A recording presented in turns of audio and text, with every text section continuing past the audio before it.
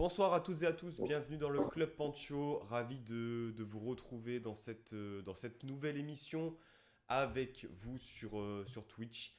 Voilà, on va débriefer ce soir de ce match qui a eu lieu c'était quand? C'était samedi à 17h si je ne m'abuse, de ce C'est match ça. nul, 0-0 entre le MHSC et l'OGC Nice. Pour m'accompagner ce soir, le fidèle lieutenant, j'ai nommé Alric. Bonsoir Alric, comment vas-tu? Bonsoir Pancho, bonsoir à tous. Écoute, ça va plutôt bien. J'ai un peu la voix cassée, j'ai un peu encore les nerfs à vif de l'arbitrage.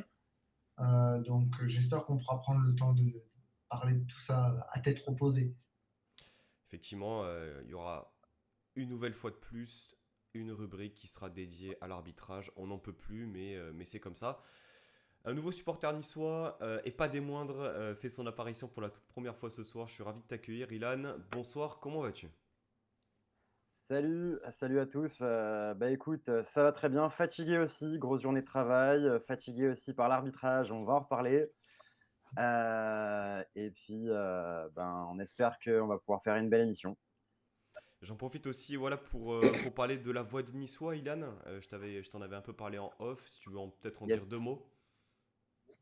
Bah écoute, m'est venue l'idée voilà, de faire un petit média Twitter, si tu veux, qui va relayer l'intégralité des informations, en tout cas les principales informations concernant l'OGC Nice, tous les autres clubs aussi du comté, dans tous les sports et des équipes jeunes de l'OGC Nice. Donc la voix des Niçois sur Twitter, que j'ai créé il y a tout juste un mois et ça démarre plutôt fort puisqu'il y a plus de 800 personnes déjà qui sont abonnés. Ouais. Donc merci à tous. Ouais, effectivement, j'ai vu ça, assez fou la vitesse à laquelle ça a pris. En tout cas, le contenu est de qualité, donc merci pour ça. Et donc Julien qui fait son C'est retour gentil. aussi, supporter de Montpellier qui était là lors de la première émission et votre vol historique à l'Alliance Riviera, on s'en rappelle. Non, plus sérieusement, de retour avec nous, un plaisir de t'avoir parmi nous. Julien, bonsoir, comment vas-tu? Bonsoir, ben ça va très bien et merci de me réinviter. On avait parlé aussi lors du match aller, mais MHSC On Air, un petit mot juste pour présenter un peu le média, les spaces, etc.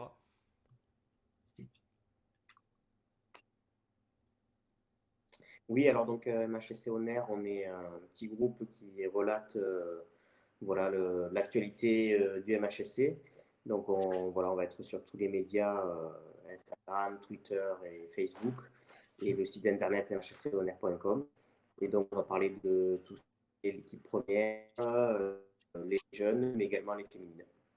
Ok, très bien. Euh, petite info d'actualité. Alors, je ne sais pas si vous avez vu filtrer ou pas des informations concernant l'issue de la commission de discipline concernant notre cher Danté, les gars.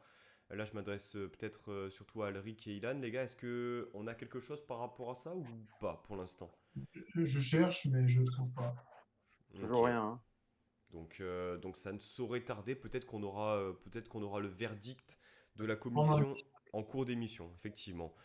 Bon, messieurs, le match en lui-même, bon, rappel, match nul 0-0, dans le scénario qu'on connaît, avec une expulsion à la 26e minute, je crois, de Dante.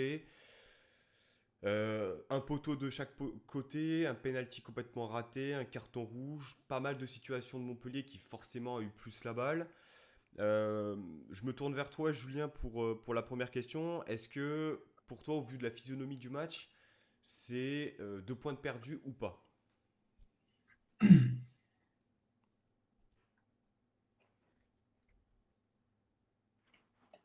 Pour moi, c'est perdu.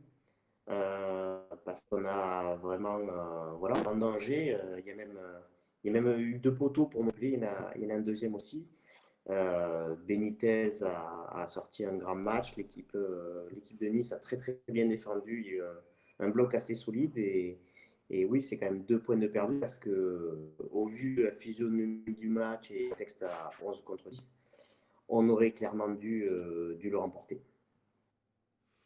D'autant plus que je comptais voir ça aussi avec toi, mais la dynamique du moment, surtout depuis 2022, pour Montpellier est compliquée. Pour rappel, lorsque vous êtes venu l'emporter à l'Alliance, vous étiez bien installé dans le top 6, vous étiez sur une bonne série, et puis là, depuis quelques semaines, c'est un peu compliqué. Est-ce que tu as les éléments qui expliquent pourquoi ça fonctionne un peu moins bien du côté de Montpellier là, ces derniers temps?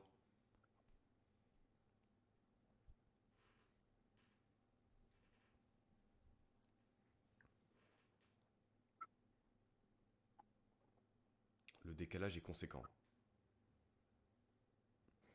Alors c'est vrai qu'on a du mal avec la reprise, ça c'est historique, c'est vu sur plusieurs saisons. Le mois de janvier est compliqué, c'est vrai que ça change. Est-ce que vous voulez que je me reconnecte?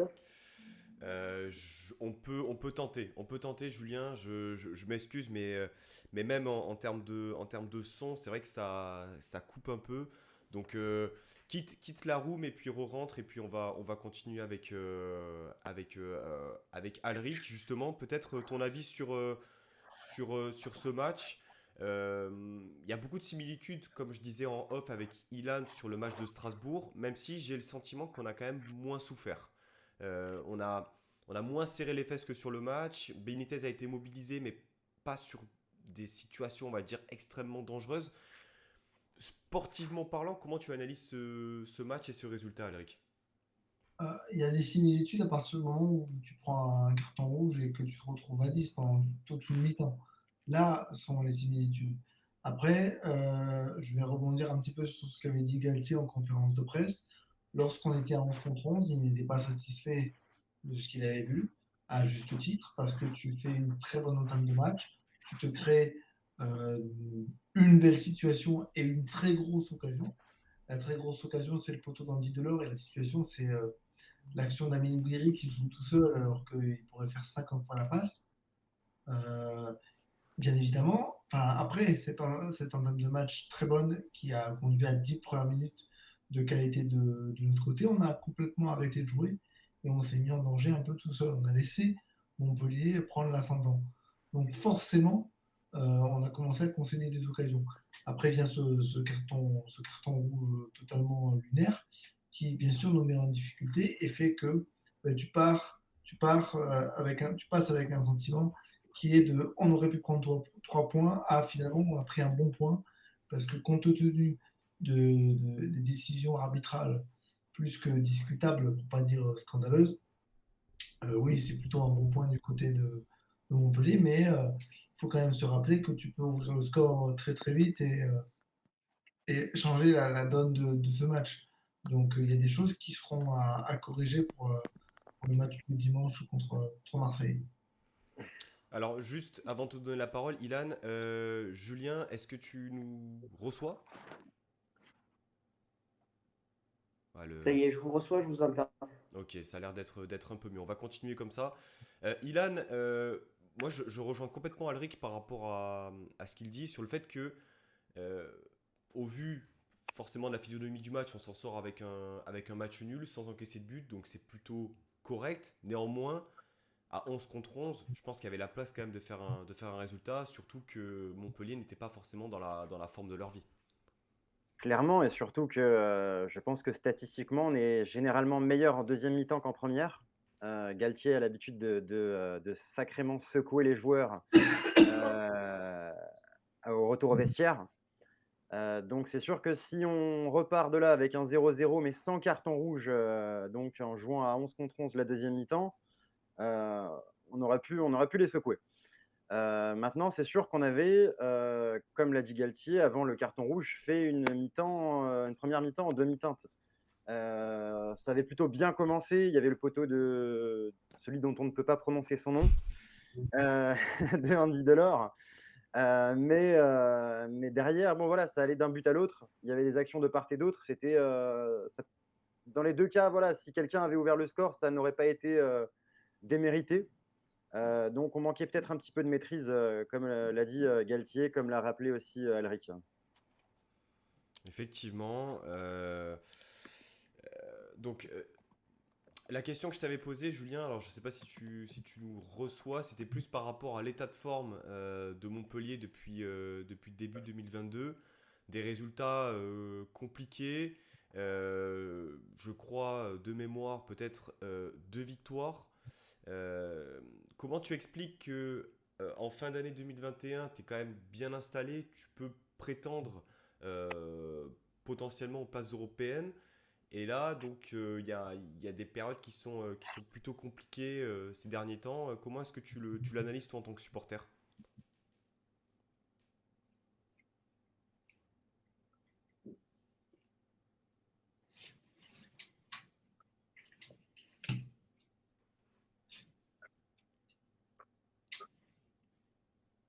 Ah ouais, c'est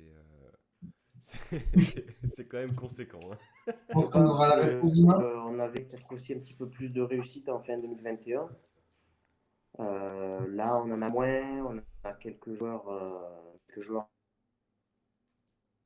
dispo et Mavididi. Surtout, voilà, Mavididi, c'est quand même notre meilleur attaquant et c'est con de jouer sans lui.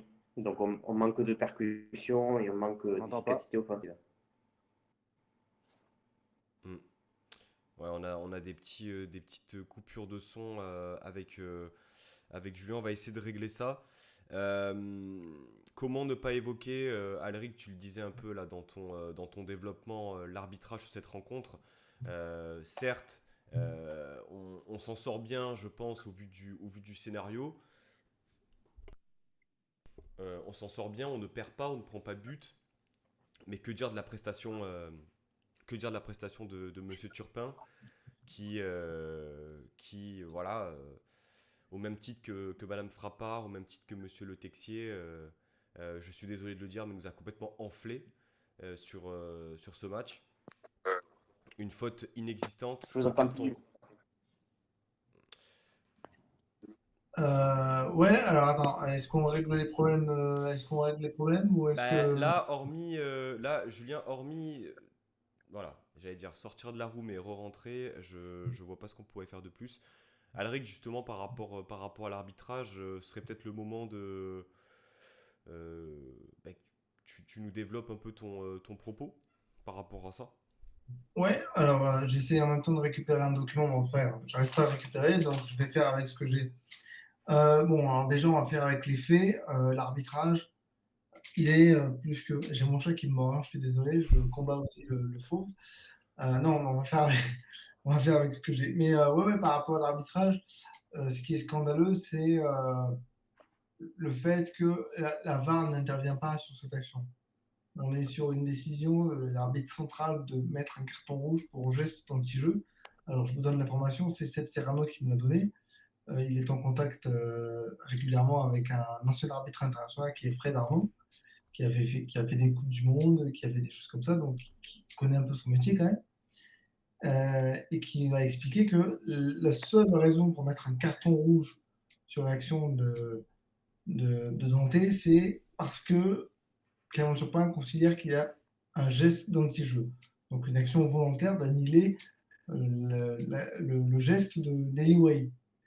Donc à ce moment-là, on rentre dans les 4 cas où la VAR peut intervenir. Donc le cas d'un carton rouge.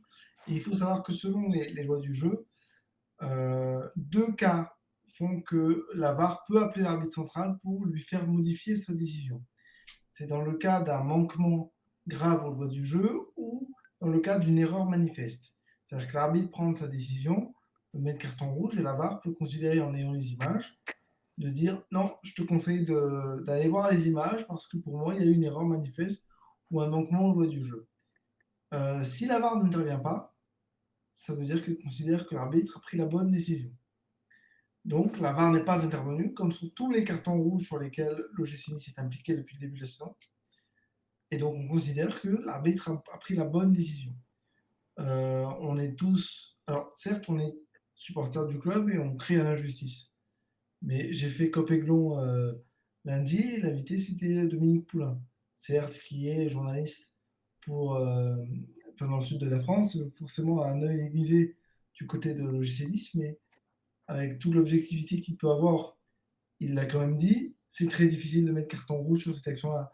C'est-à-dire que je suis persuadé que Clément Turpin a revu les images, notamment pour son rapport et pour l'instruction son dossier qu'il va défendre devant la commission aujourd'hui.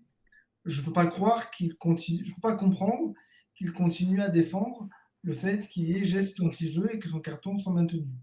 Après, on m'a expliqué que c'était parce qu'il ne voulait pas se déjuger. Question d'ego, un petit peu. Mais non, non, là, c'est complètement lunaire.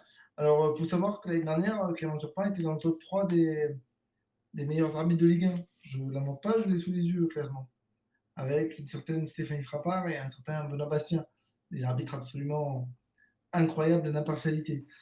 Non, Et mais c'est surtout que ce classement, ça reflète aussi l'idée selon laquelle ils sont intouchables. C'est-à-dire que voilà, alors justement, par rapport à ça, je profite pour donner une autre information qui va pouvoir étayer un peu mon propos et vous guider dans vos réflexions.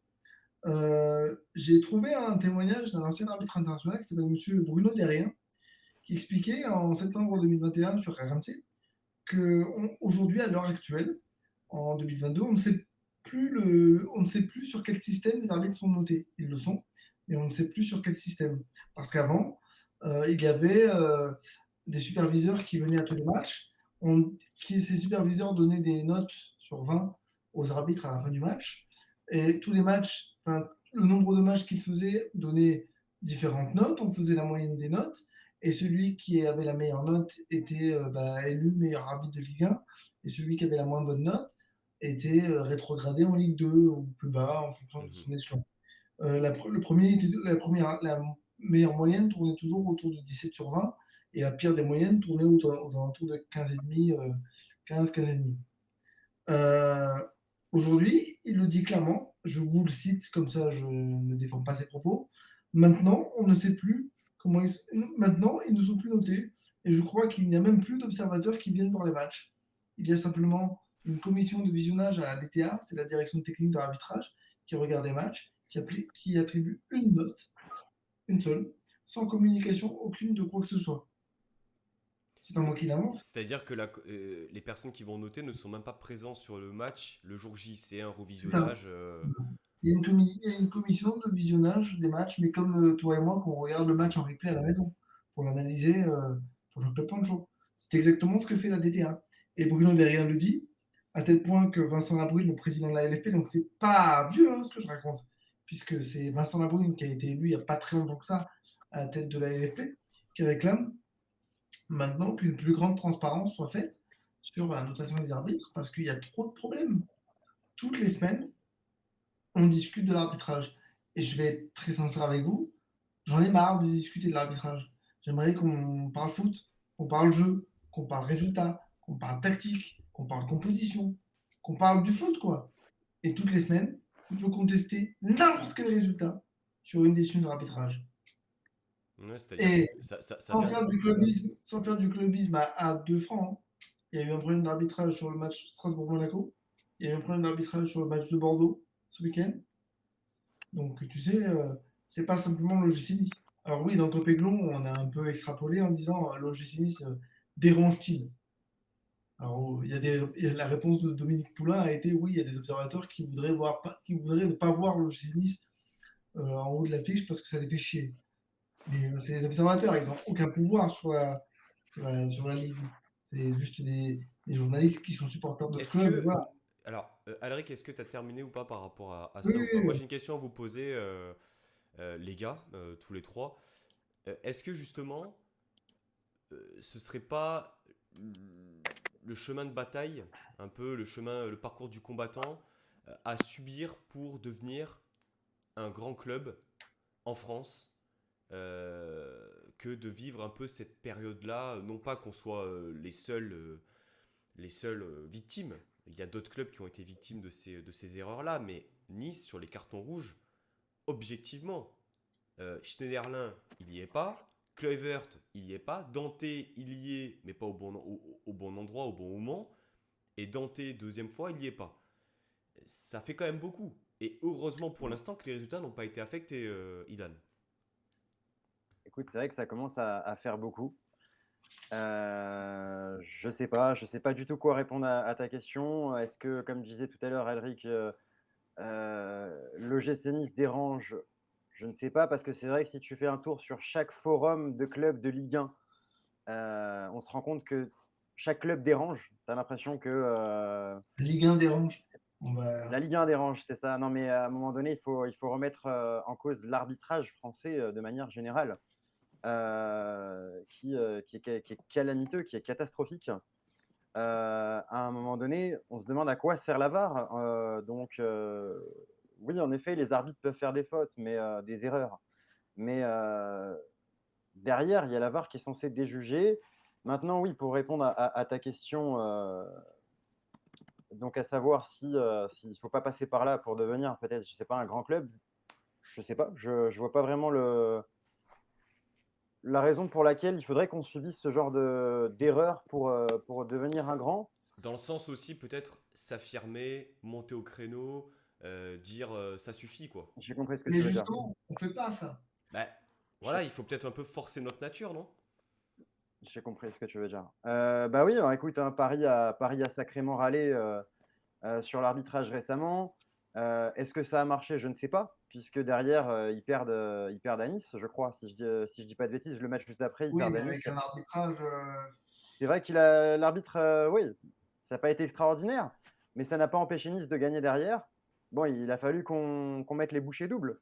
Mais à un moment donné, il ne faut pas compter ni sur les arbitres, ni sur les équipes adverses, ni sur les matchs des autres équipes de Ligue 1 si on veut s'octroyer une place sur le podium en fin de saison.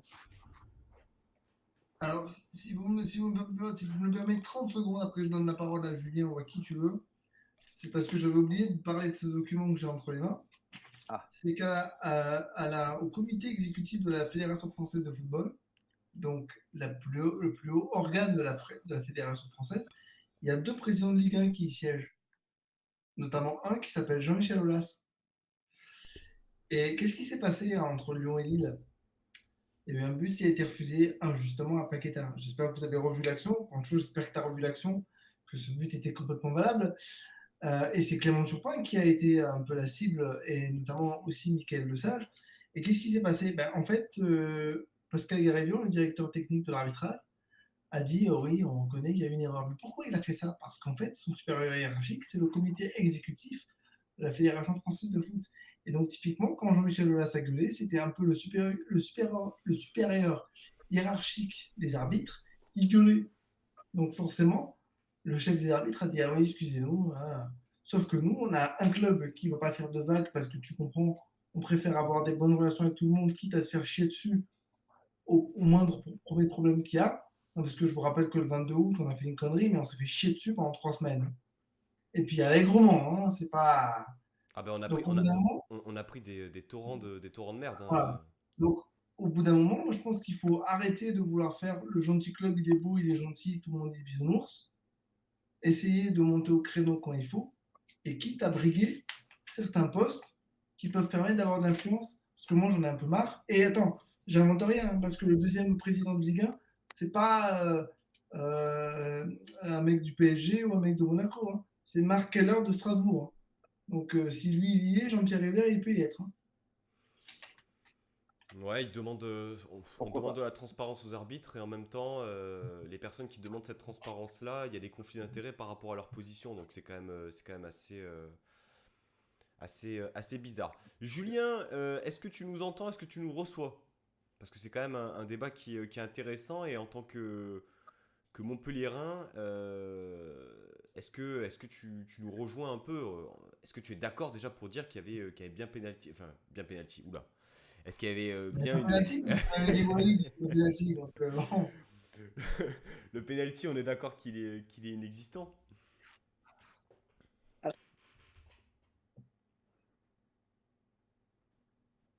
Alors, juste techniquement, j'arrive pas à entendre Ilan, donc désolé là-dessus. Ah Je mince. vous entends les deux autres, alors je sais pas ce qui bug. Donc après sur la partie du penalty, il y a un léger point de contact au niveau de la main de Wai qui est un peu bloqué par l'intérieur du bras au niveau du coude. Est-ce que ça suffit à siffler penalty? C'est Et même moi, vraiment il dit qu'il n'y a pas plus que pénalty. sévère, Alors. c'est vrai. Le rouge, évidemment. Pardon? Même Eliway, il dit qu'il n'y a pas J'ai pas pénalty. entendu ce que tu as dit, Eric. Alors ouais, j'ai vu qu'il y avait un site qui avait dit ça. Alors après, Eli Wahi, je pense voilà, il avait été victime d'une erreur d'arbitrage et que cette fois-ci, il avait eu un rouge inexistant qui avait été annulé par Ah la oui. commission. Je pense que du coup, là, voilà, il a voulu que ça tourne dans son sens. Après, oui, sur l'arbitrage, effectivement, il y a des présences aux instances. Est-ce que c'est plus ça qui avantage? Je suis pas vraiment sûr. Moi, je pense sur que bon, alors il y a des erreurs. On dit qu'elles s'équilibrent à la fin du championnat, c'est pas toujours le cas, hein, ça, malheureusement. Et il y a des erreurs. Moi, je trouve que c'est dommage que la VAR n'en corrige pas une majorité. Et au niveau voilà, on a l'impression surtout que ben, ça va surtout au gros. Hein, et quand j'entends gros, je parle des historiques Paris, Marseille, Lyon, Monaco. Enfin, voilà, et qu'on a l'impression que quand on est un club un petit peu moins médiatisé, ça va moins se tourner dans le sens. Donc, en tout cas, je trouve qu'il y a un problème dans l'arbitrage français. Il y a des grosses erreurs, il y a des soucis, et je pense qu'il faut quand même que les instances se penchent là-dessus. Euh, Julien, un mot sur la panenka de notre ami Thierry Savanier ou pas? Geste fair play. Hein. Geste extrêmement fair play. Je ne savais pas que Savanier était aussi fair play d'ailleurs. Eh ben, alors, il avait réussi l'année dernière contre, contre Lyon et Antonio Lopez. Il a voulu la retenter. Bon, c'est vrai qu'on aurait préféré qu'il la frappe vraiment, quitte à ce qu'elle soit sortie par Benitez, qui a de toute façon fait un gros match. Mais bon, après, ça fait partie du joueur qui défendait des gestes que peu tentent. Donc voilà, il nous a peut-être fait perdre de points, mais il nous en rapporte tellement dans l'année voilà, on va rager, mais voilà, Il nous en c'est donne notre un. leader, donc on a besoin de lui et on lui en voudra pas là-dessus. Mais surtout qu'en dehors de ce J'ai penalty, pas entendu, en Eric. dehors de ce penalty-là, il sort quand même un gros match. Hein. Ouais, ouais. Ouais, il fait un gros match. Et bon, moi je disais, il nous en donne un. Il vous en fait perdre deux, mais nous, un point, on le prend. Hein. Celui-là, quand il a tenté, et puis que j'ai vu que Benitez la prenait tranquillement, j'ai dit, écoute, merci, on sait fair play, j'apprécie. Beau geste. Ouais, c'est sûr que ça change comptablement parlant pour les deux équipes.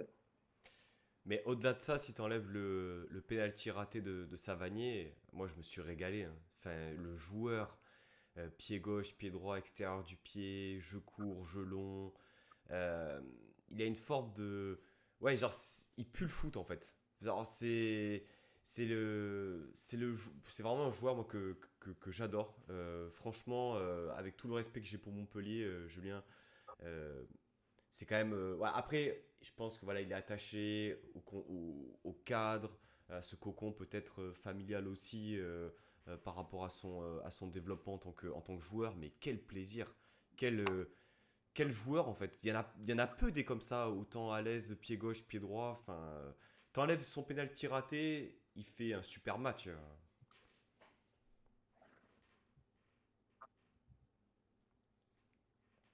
Oui, ça fait partie de ces joueurs et quelle que soit l'équipe que l'on supporte, on va se régaler de le voir jouer comme ça peut l'être avec Mbappé, avec Paqueta, avec Guiri, voilà, Savanier, ça c'est des joueurs de football, on se régale de les voir jouer, même s'ils ne jouent pas dans l'équipe que l'on supporte parce que ils vont inventer des gestes, ils vont nous impressionner par telle ou telle caractéristique, par telle ou telle action. Donc c'est vrai que ouais, c'est un super joueur. Je préfère regarder Guiri, Savanier et Paqueta qu'Mbappé, hein, personnellement. C'est un peu plus stéréotypé Mbappé, mais c'est vrai que Le quand on chiant. regarde la double confrontation contre Madrid, il met 2 buts, il a 2 buts refusés. Il est quand même impressionnant. Moi, il m'impressionne. C'est peut-être moins beau, moins technique que du Paqueta, du Savanier. Mais je trouve que dans la performance athlétique, c'est quand même sympa. Juste, juste pour terminer sur l'arbitrage, là on a un peu dévié sur Savanier. Euh, la polémique qu'il y a eu, donc l'énième polémique d'arbitrage, ça fait écho aussi, donc je ne sais pas si vous avez vu ça, lors du match Torino-Inter de la semaine dernière, il y a eu une erreur d'arbitrage de Marco Guida, qui est un arbitre italien qui arbitre ce soir Lille-Chelsea. Donc si vous Mhm. regardez les matchs, vous allez voir de qui il s'agit. Qui, alors qu'il y avait 1-0 pour le Torino, a oublié de siffler un penalty. Un penalty, on va dire, assez évident. Ça parle de plusieurs semaines de suspension au sein des instances. La question est la suivante. Est-ce que lorsqu'il y a une erreur manifeste qui a été faite par un arbitre, est-ce qu'il ne faudrait pas justement faire un système de suspension au même titre qu'un joueur, Ilan? Je sais pas, c'est une bonne question. Peut-être que le faire descendre jouer des matchs à un échelon plus bas, peut-être ça peut être une autre forme de sanction. 2-3 matchs en Ligue 2, en National, ça peut être aussi une idée parce que le fait de l'exclure, est-ce que ça va lui permettre de mieux arbitrer les matchs suivants? C'est compliqué. Un arbitre pardon, a besoin d'emmagasiner un maximum d'expérience de match pour être meilleur. Euh, Après, c'est peut-être une idée, je ne sais pas, il faut voir ce qu'en pensent aussi les autres. Mais moi, je pense que ça peut être aussi une idée de le faire jouer plus bas. Ah, le problème de le faire jouer plus bas, c'est un peu comme si tu disais, bon, bah, l'OGC Nice, enfin, les supporters de l'OGC Nice se sont mal comportés, on va les faire jouer en Ligue 2 la semaine prochaine. Ça ne peut Ouais. pas fonctionner. Les arbitres ont leur championnat aussi, avec leur Il y a aussi un système. championnat, c'est ça, il y a un système de montée-descente, ouais. C'est ça. Ils ont leur championnat aussi, avec leur système de relégation et de promotion. Du coup, D'accord. par contre, ce qu'on peut faire, c'est leur coller. Alors peut-être les suspendre, ouais, leur dire au lieu de faire, je sais pas, on avait prévu que tu fasses 15 matchs dans l'année, je dis une bêtise, hein. On a prévu que tu fasses 15 matchs dans l'année, t'en feras que 14 ou 13 parce que tu as créé une trop grosse polémique, tu as fait une trop grosse erreur, mais pour ça, il faudrait que les mecs soit on reprenne l'ancien système que je décrivais tout à l'heure, un vrai système de notation qui prenne une note sèche, un truc style 10 sur 20 qui va mettre à mal leur note globale et qui peut comment dire, les condamner à être relégués la saison suivante. Alors oui, on va me dire, mais c'est sur un match. Ouais, mais en fonction de l'impact, de l'influence, de l'erreur commise, ça peut être problématique. Enfin, si vous regardez bien, nous, on se retrouve sans notre capitaine potentiellement contre Marseille, ce qui fait qu'à chaque fois qu'on a un gros match à jouer, on n'aligne pas une équipe complète. Mhm. Et je veux Ouais. dire, on sait très bien à quel point Dante est important pour nous. Si Dante ne joue pas ce week-end, on va se retrouver avec du Rosario Todibo. Alors certes, contre Versailles, c'était cool, mais c'était Versailles. Donc, Strasbourg et Montpellier, hein, Rosario, ouais, enfin, t'avais un peu sorti de nulle part, mais je trouve que quand même contre Strasbourg, tu il joues est- à 5 défenseurs et tu te retrouves avec Danilo derrière. Parce qu'il te manque et Todibo et Danny Luc. Enfin voilà, là tu perds Dante et Dante sans Todibo ça fonctionne pas très bien et Todibo sans Dante ça fonctionne pas très bien. Donc franchement, Ouais. je trouve ça un peu pénible qu'à chaque fois qu'on a un gros match, on n'arrive pas à avoir tous nos joueurs parce qu'il y en a un qui a pété plus haut que. Il y en a un qui n'a pas fait la bonne chose qu'il fallait selon l'ego, enfin la sensibilité de l'arbitre et on est sanctionné. Donc moi je pense que les suspendre, pourquoi pas, mais les noter de manière drastique, ouais. Il faudrait un vrai retour de la notation pure. Et je vois une bonne remarque aussi dans le chat là, sur Twitch de Alex qui parlait des micros pour les arbitres. Ça peut être aussi vachement intéressant Mais d'avoir le ça, retour ça, on micro. le dit depuis le début de la saison euh, et Amazon Prime milite. Donc, Et Prime, Amazon, c'est vrai qu'a fait des demandes à ce sujet. Je crois qu'ils ont relancé plusieurs fois mais la il faut que LFP ça sur le passe par la sujet. FIFA parce que c'est un changement dans les règles du jeu, si tu veux. D'accord, d'accord. Un changement dans les règles du jeu? Et oui, parce que on donne accès à tout le monde, enfin, on donne accès, pas aux règles, mais si tu veux, au fonctionnement global du match. C'est un dispositif nouveau, comme la VAR, comme la bonbonne Ouais. pour délimiter. Oui, mais ça n'impacte pas ça va pas impacter Oui, mais le match en lui-même. c'est un nouvel élément dans D'accord. l'évolution, si tu veux, du sport. Et donc, l'organe au top, pour le foot, enfin au top, l'organe hiérarchique le plus important, ça reste la FIFA. Et il faudrait que la FIFA accepte, à titre d'expérimentation, comme ça avait été déjà fait, notamment lors de cette finale de Coupe de la Ligue avec le fameux j'ai pas touché de J'ai pas touché. Ouais. Brandao. Il faut qu'à titre d'expérimentation, la FIFA accepte, mais la LAFP y est plutôt favorable, d'après ce que j'ai compris, et la Fédération française y serait aussi favorable à titre d'expérimentation. Ça se fait dans le rugby, mais est-ce que ça se fait aussi dans le football ailleurs?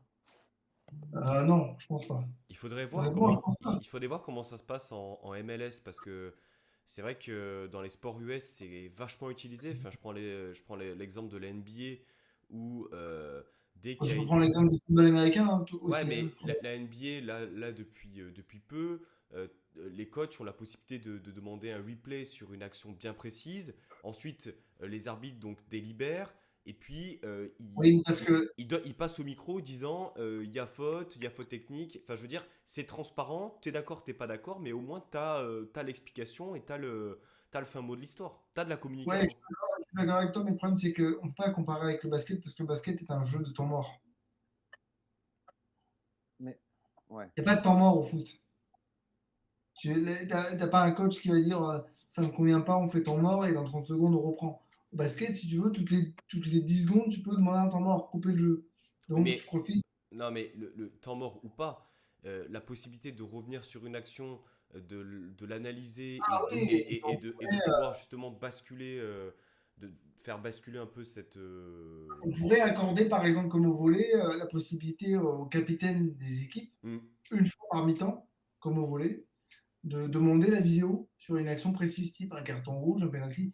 Mais le truc, c'est que ça transformerait le sport en général. Ouais, complètement. Et donc, du coup, est-ce que, quand on connaît tous les débats qu'il y avait eu autour de la vidéo, des temps morts que ça crée, parce que quand même, des fois, il leur faut 1 minute 30 hein, pour décider de savoir s'il y a main, couille, jambe, peu importe. Et donc, est-ce que les acteurs du sport seraient d'accord d'avoir un nouveau truc qui crée des temps morts et des machins? Pas sûr. Alors que le micro, on pourrait ne pas être d'accord avec les décisions, mais on aurait l'explication. Tu vois, Turpin, il explique à Dante qu'il y a geste d'anti-jeu et selon le règlement, c'est carton rouge. T'es d'accord, c'est ton problème, mais au moins tu as l'explication. Là, tu vois un rouge qui sort sur une faute qui n'existe pas, tu sais pas d'où ça sort, donc c'est encore plus injuste. Après, à Nous, on part. aurait les explications et les. Vas-y, excuse-moi. Non, non, vas-y, Dylan, vas-y. Non, je disais que non seulement nous, on aurait les explications même en regardant le match de chez nous, mais surtout, ça obligerait les arbitres eux-mêmes à plus de psychologie, à plus parler eux-mêmes avec les joueurs, parce que j'ai vu des reportages, des articles, des interviews pardon, de joueurs de Ligue 1 qui, ces dernières années, se plaignent de plus en plus justement du manque de communication avec les arbitres qui se détériore d'année en année, de saison en saison. Les arbitres ne veulent plus du tout expliquer leurs décisions aux joueurs.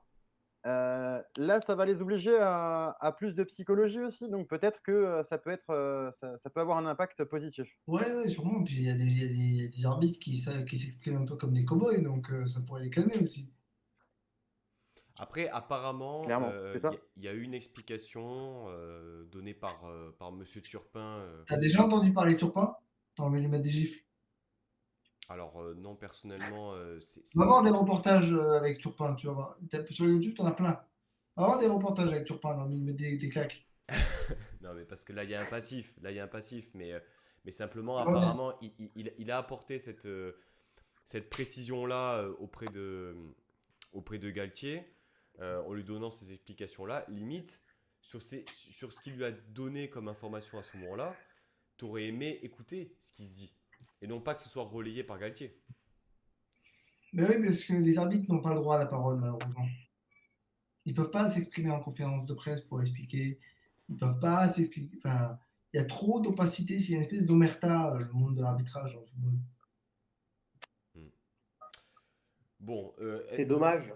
ouais. Et c'est vrai que Vas-y, Julien. je pense que c'est vrai qu'il faudrait qu'on ait aussi que les arbitres puissent s'exprimer. Après, pour expliquer, et moi je vous rejoins aussi voilà, sur les oreillettes. On le fait au rugby, pourquoi pas au foot. Et pour le spectateur, pouvoir entendre de temps en temps et comprendre parfois une décision que l'arbitre peut nous expliquer, que nos images ne nous montrent pas forcément. Ce serait quand même vraiment bien voilà, que ça puisse être déjà dans un premier temps testé. Voilà, on équipe les arbitres d'oreillettes, on les teste pendant quelques matchs, que ce soit des matchs amicaux ou de championnat ou encore de façon sur les matchs internationaux. Voilà, mais il faut que ça se teste, il faut que ça soit testé. Et déjà, ça peut donner une meilleure lecture de certaines actions. Et même si parfois l'explication ne nous conviendra pas, qu'au moins ce soit mis en place. Tout à fait. Tout à fait. Moi, j'ai bon espoir que ce soit Prime qui mette un peu la pression sur justement le fonctionnement actuel en disant écoutez, c'est nous qui mettons les sous pour diffuser. Maintenant, on aimerait que ça se passe comme ça. Mais tu plaisantes, mais ce que tu dis est absolument vrai dans le sens où parfois, les arbitres ont des retours de leur supérieur hiérarchique qui dit que le diffuseur aimerait qu'il y ait plus de foot, plus de spectacles, donc parce que c'est eux qui mettent l'argent. Donc plus de spectacles, donc tu siffles moins, ou plus d'épiques, alors tu siffles plus si tu mets plus de cartons. Tu plaisantes, mais ça existe ça. Ah Si tu as un ben, journaliste qui veut expliquer ça. ah mais je suis persuadé que ça existe et que ça fait peser un peu, ça pèse un peu dans la balance, hein, que ce soit négativement ou positivement pour nous téléspectateurs. Mais dès lors que Un Amazon, MPSG avec 8 cartons rouges, ça fait vendre, hein. ouais, mais ça fait vendre, oui, mais ce genre de scénario, bon, c'est pas non plus ce qu'on préfère, je pense, et ce que les spectateurs préfèrent. Évidemment. Et hop, un truc un peu sous tension avec quelques décisions un peu cow-boy, hop, tout de suite, ça fait monter le piment et et ça reste un spectacle pour les gens qui suivent, donc forcément, tu as des diffuseurs qui préfèrent ça. Après, tu as des diffuseurs qui disent non, je préfère que ça joue, on préfère voir du football, quoi. Messieurs, parenthèse, grande parenthèse arbitrage terminée. J'aimerais ouvrir un débat. Alors moi, j'ai regardé le match en replay, donc je me suis, comment dirais-je, baigné dans Infligé. infligé le replay déjà dans un premier temps, mais surtout baigné de toutes les réactions et les commentaires sur Twitter. Et ça parlait énormément de Calvin Stengs. Énormément, je me suis dit, mais il est passé complètement au travers, c'est pas possible. C'est pas possible. Je veux dire, il nous a fait un match cata. Et puis j'ai vu sa première mi-temps, j'ai vu son match dans la globalité, et j'ai pas compris. Voilà, j'ai juste pas compris. De mon avis, à titre personnel, je trouve que c'est très dur. C'est même injustifié. Et j'aimerais avoir votre avis. Alors, Ilan, peut-être pour commencer, et puis ensuite, Alric et Julien, si vous voulez peut-être dire un mot sur Stengs, c'est avec plaisir. C'est compliqué. Compliqué. Je sais, Depuis je pas mal sais, de temps, c'est on pour ça que je parle. commence par toi. Je sais que je commence par toi parce C'est que. un sujet qui est extrêmement sensible. Et même sur Twitter, c'est vrai que c'est pas évident de parler sur Stengs parce qu'on a les pros, on a les contre. Enfin, on n'est pas vraiment contre, hein, puisque forcément, c'est un joueur de notre effectif. Et on a tous envie de le voir décisif, de le voir casser les lignes, de le voir faire plus de passes décisives encore, pourquoi pas même marquer. Bon, il vient d'un championnat qui est absolument différent d'une autre. Ça, on l'a déjà entendu, cet argument, 1 milliard de fois. À un moment donné, ça fait déjà, ça y est, à un moment donné, ça fait bientôt une saison entière qu'il est ici. Je pense que le temps d'adaptation, moi j'ai du mal avec cette histoire de temps d'adaptation. Non, non, à un moment donné, Quel est ton avis il faut concrètement être sur sa décisif prestation? à chaque match. Voilà, Et concrètement. sur ce match-là, pour moi, ça a été mauvais. Ça a été mauvais. Clairement, je le vois pas suffisamment impacté sur le jeu. Beaucoup de lacunes physiques. Il faut qu'il muscle encore plus son jeu. Parce que, encore une fois, techniquement, on l'a vu faire 2-3 passes, 2-3 offrandes, encore une fois. Hein. Il peut te faire des passes sorties de l'ordinaire. Mais il faut que ça soit pas une ou deux dans le match, il faut que ça soit 5, 10, 15. J'exagère peut-être, mais que ça soit plus décisif, que ça puisse amener beaucoup plus d'actions de but. Je peux? Bien sûr. Vas-y. Alors, non, mais en plus, le pire, c'est que je souris quand j'écoute Ilan donner son avis sur Stanks, mais il y a des choses sur lesquelles je suis assez d'accord avec lui. Il y a un truc notamment sur lequel je suis d'accord, c'est que physiquement, il faut qu'il s'impose. Physiquement, il faut pas qu'il hésite à rentrer un peu dans l'art. Et parfois, j'ai l'impression qu'il évite le contact. Alors, peut-être C'est qu'il mieux. évite, C'est mieux. c'est mieux. Mais alors oui, bien sûr que c'est mieux. Mais tu sais pourquoi c'est mieux? Parce qu'il y a un truc que Ilan n'a pas dit, peut-être parce qu'il ne le sait pas, mais Stengs, il n'a pas enchaîné depuis le début de la saison. À chaque fois qu'il faisait un match, il se blessait derrière. Donc le mec, bon, à un moment donné, il s'est dit bon bah alors je vais y aller doucement parce que j'ai peur de me péter le cheveu. Du coup, je vais faire le minimum. Là, ça fait deux trois matchs qu'il commence à enchaîner et on l'a vu contre Paris, il fait une très bonne rentrée. Bon, je vais revenir sur Versailles, mais on l'a vu faire un bon match. Et contre Montpellier, c'était pas dégueulasse. C'était pas parfait, hein. Je vais pas dire des choses qui sont pas vraies, mais c'était loin d'être dégueulasse. Et notamment, après, la première mi-temps, si tu veux, elle est moyenne de toute l'équipe. Parce que finalement, tu te retrouves avec 10 minutes, c'est bien. Même lui, il tente une frappe ou deux. C'est très mauvais en termes de frappe, mais Non mais, l'initiative est là. non Et mais, puis on s'arrête de jouer, on prend un carton rouge et on recule. En seconde mi-temps, je l'ai trouvé plus intéressant, plus entreprenant. Il se cachait pas. C'est sûr on peut dire qu'il a fait que deux passes clés. Ouais, c'est sûr, mais avec les chiffres, tu peux dire tout et n'importe quoi. Je trouve que on voit de plus en plus. Alors, c'est pas ce qu'on voudrait voir, d'autant plus que c'est un joueur qu'on a payé 15 millions. On voudrait le voir faire plus de choses. C'est ça. Mais le problème, c'est que tu dis que le temps d'adaptation, tu en as marre d'entendre cet argument, mais c'est un argument qui est réel, d'autant plus qu'il n'a pas enchaîné beaucoup de matchs cette saison. Et on ne peut pas lui demander d'être au top niveau. Bien sûr qu'on aimerait que ce soit un Kluivert, que ce soit un Guiri, mais non, on n'y arrive pas. moi j'ai juste une Je suis... question à vous poser, Ilan, si tu le permets avant. Euh, Concrètement, offensivement, qui a été meilleur que Sting sur ce match?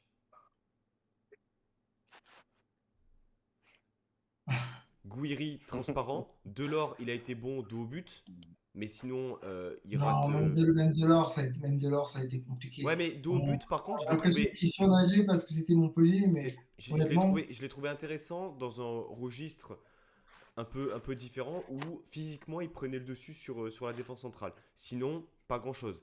Dolberg, fantomatique. Guessant, non mais Dolberg, il est rentré en seconde mi-temps. Il a eu une action à la Dolberg, mais il n'a pas touché un ballon après. bah oui, non, mais donc c'est pas contre Dolberg. Mais c'est Ah simplement ouais, que. non mais Mais en automatique, le mec qui touche pas le ballon, il est sûr qu'il n'est pas là, non, hein. non, mais déjà. Après, on fait pas le jeu en deuxième mi-temps. C'est beaucoup plus compliqué d'en demander justement aux joueurs offensifs. On fait pas le jeu, on fait pas le jeu. Le premier quart d'heure de la seconde mi-temps, les 20 premières minutes de la seconde mi-temps, c'est On toi qui était, les ouais, fait, hein. on n'était pas dégueulasse, c'est sûr. Mais il manque. Tu joues mieux 2-3 coups, tu marques, hein. C'est vrai.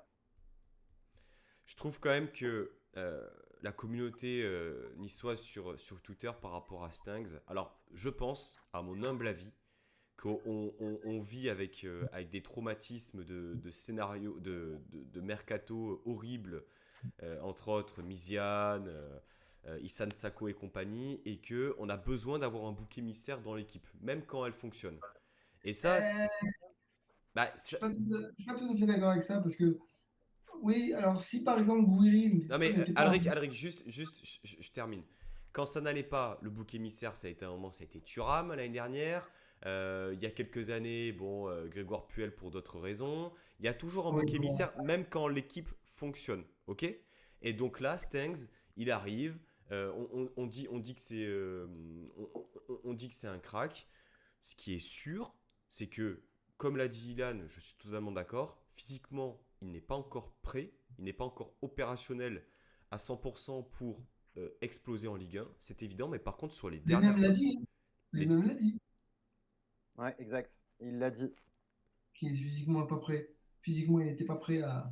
Vas-y, excuse-moi, je t'ai coupé. Non, mais tout ça pour dire que je trouve que depuis Versailles, il y a du mieux, que sur le match de Montpellier, il mérite pas de se faire défoncer comme il s'est fait défoncer. C'est-à-dire que si tu défonces Stanks comme ça, bah alors tu m'excuseras, Gouiri, autant Gouiri qu'il est, bah, qu'est-ce qu'il a fait sur le match? Ah, mais il est dégueulasse, Pouillet, sur ce Enfin, match-là. je veux dire, Totalement, totalement, c'est totalement. parce que c'est Gouiri et qui nous a maintenus l'année dernière, il a un totem d'immunité en fait, Gouiri, j'ai l'impression. Moi, je l'adore, Mais hein, oui, c'est un ouais, crack. mais Mais par contre, il y a des matchs, et notamment celui-ci, où il passe complètement à côté. Et en plus de ça, il a un côté un peu rageant, où tu te dis, putain, avec un talent pareil, s'il avait un peu plus de vista, un peu plus d'altruisme, il pourrait faire bien mieux. Mais bon, ça, c'est un autre débat. Mais tout ça pour dire que... Après, ouais. j'ai beau avoir pas descendu non plus Stengs, mais en effet, c'est sûr que quand tu vois les matchs de Gouiri, de Delors, enfin le match de Gouiri, de Delors, de Dolberg, en deuxième Boudaoui? mi-temps, de Boudaoui surtout sur l'autre côté, à côté, c'était calamiteux. C'est sûr que Stengs, par rapport aux autres joueurs il n'est pas offensifs, pire que les autres, quoi. n'est pas pire que les autres. Il n'a pas à rougir de sa prestation par rapport aux autres. C'est sûr, c'est sûr. Maintenant, c'est pas parce que j'en demande plus de Stengs que j'en demande pas plus de Boudaoui, de Delors, de Gouiri, de Dolberg sur ce genre de match. Putain, Boudaoui, sur ce match, il a un QI foot négatif, hein. Non, non, attends, Ah, attends. il est Je m'excuse. catastrophique. Je m'excuse. Catastrophe. Non, mais attends. T'as dit sur ce match, il a un QI foot catastrophique? Je me permets de modifier ton. Non, non, mais parce que. Mais Des attends, attends, cartons attends, jaunes Non, à non, chaque match. non. Non, mais. attends. J'ai déjà dit que Gouiri, Il j'ai a déjà raison. dit que Boudaoui, j'arrivais pas à me situer par rapport à son Complètement. niveau. Mais je me J'ai permets jamais. juste. J'ai dit, voilà. Non, mais parce que le couloir droit, Jordan Lotomba et Hicham Boudaoui, en termes QI foot, alors je les adore, hein, mais ça respire pas le foot, hein, les gars. Je suis désolé, hein. Ah bah, Ça respire pas le foot, hein. Brahimi D'ailleurs, a fait beaucoup mieux, hein. D'ailleurs, petite question. Là, parce que je parle de Jordan Lotomba et j'avais envie de faire un petit sondage sur Twitch. Messieurs, alors déjà, non, avant peut-être de le lancer, Julien, un petit avis sur Stengs. En tant que supporter de Montpellier, qui ne voit pas tous les matchs de l'OGC Nice, qu'est-ce que tu as pensé de Stengs sur ce match-là? Et après, on parlera du poste de latéral droit. Ouais.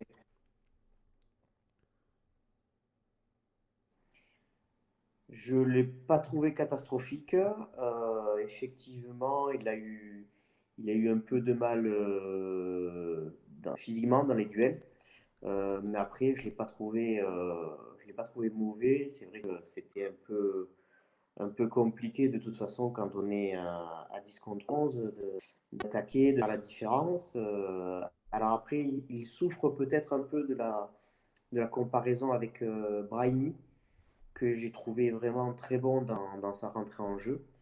Donc peut-être aussi que voilà, il y a certains qui l'ont trouvé un peu en dedans. Brahimi a été très actif et dans les dernières minutes, il a permis à Nice de jouer un petit peu plus haut, de garder un peu plus les ballons et C'est Mmh. du coup de c'est concéder totalement vrai moins ce que tu d'actions dis, que Julien. Montpellier.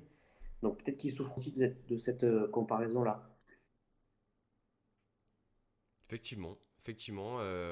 C'est vrai que La comparaison avec, Brahimi, à chaque fois qu'il est rentré en jeu, depuis qu'il est arrivé à Nice, c'est toujours des entrées convaincantes, pleines d'énergie, pleines de. Après, bon, c'est pas le même style de joueur aussi, hein. Il y a beaucoup plus de courses, beaucoup plus de prise d'espace, beaucoup plus de. ouais, d'intensité physique chez Moins Brahimi. de, moins de technicité, plus d'explosivité. Voilà, C'est exactement. ça, c'est le contraire de Stengs. Ouais, mais je pense qu'aussi qu'il paye la comparaison avec Justin Kluivert. Parce qu'on aimerait avoir le pendant de Justin Kluivert C'est de ça, l'autre côté. exactement. Ben, Je pense Exactement. aussi. je pense que Julien a raison quand il fait le parallèle avec Brahimi parce que Brahimi est arrivé il y a peu et finalement, je pense qu'il y a beaucoup de supporters niçois qui se disent le mec, on le connaît ni d'Ève ni d'Adam, il arrive et il limite plus performant que Stengs alors qu'il est là depuis moins longtemps. Ouais, mais au début de la saison, tu veux pas avoir Brahimi à la place de 5. Au début de la saison, tu imagines aligner Guiri, Dolberg, Kluivert, Stanks. Mhm. Parce que tu sais que les quatre ensemble, c'est monstrueux. Sauf que je pense que Stanks, globalement, souffre de la comparaison de Justin Kluivert, qui est monstrueux, parce qu'il est monstrueux. Mais le souci, c'est que bah, lui, il n'a pas la même carrière, il n'a pas la même facilité d'adaptation, il n'a pas eu la même saison non plus. Et même si on aurait pu penser, après son but à Saint-Etienne, qu'il allait se débrider, mais le mec, il s'est blessé juste après. Donc à chaque fois qu'il faisait un match, il se blessait. Là, s'il arrive à enchaîner jusqu'à la fin de la saison, on pourra, je dis bien on pourra, peut-être voir ce qu'il pourrait nous réserver pour la saison prochaine. Parce que malgré tout, bah, là, Complètement. on, voilà. Complètement.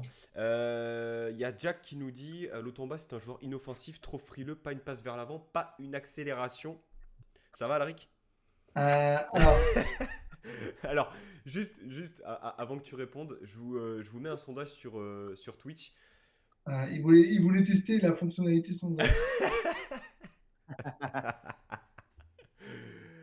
Le sondage est le suivant. Qui est en latéral droit à Marseille?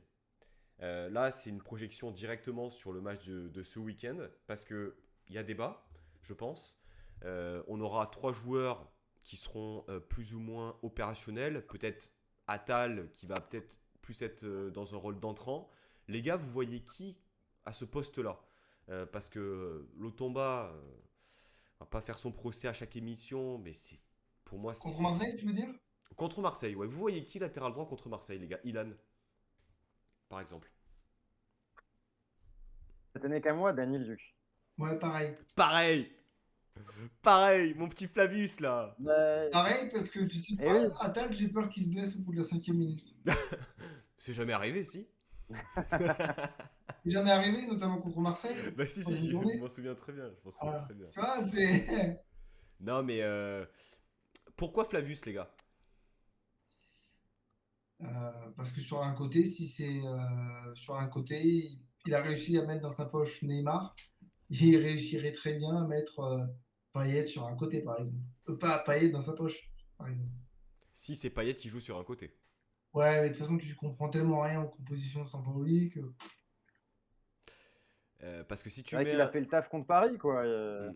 Il a été solide contre Paris. Je vois pas de raison pourquoi il serait pas solide contre Marseille. Euh, ouais, ouais, pourquoi pas le tenter. Après, c'est vrai qu'Atal, si tu le fais rentrer à la 60e, il C'est peut être ça. Moi, je pense explosif que sur c'est une fin de plutôt match. un joker comme contre Lyon, par exemple, euh, où Attal serait plus intéressant. Et même pour le préserver physiquement, parce que le garçon est quand même super fragile. Ah bah, de toute façon, Attal, je pense que pour On le va en avoir préserver jusqu'à besoin. la fin de la saison, il faut le laisser dans un rôle de joker. Parce que si tu commences à le faire enchaîner, etc., t'es pas à l'abri de qu'il se pète au bout de 4 semaines. Et c'est Danny Luc sur un score de 100% qui remporte ce premier sondage sur le club Pancho. Mais Euh, même Pseman dans le chat nous le dit, hein, Daniluk jamais décevant sur la droite, au contraire de quand il joue central, et même face à des clients, à des gros clients. ce qui est À assez, part contre Lyon où toute l'équipe ouais, s'est cassé la gueule. ce ce qui est euh, assez incroyable, hein, je trouve. Enfin, vraiment, Danny Luc, c'était, enfin, par rapport à ce qu'il a montré l'année dernière, on se disait, bah tiens, c'est limite, l'avenir avec Todibo, moi je disais. ouais, Je ouais, disais, charnière, parce que c'était notre match référence contre Marseille, c'est vrai, c'était une charnière Todibo, Danny Luc.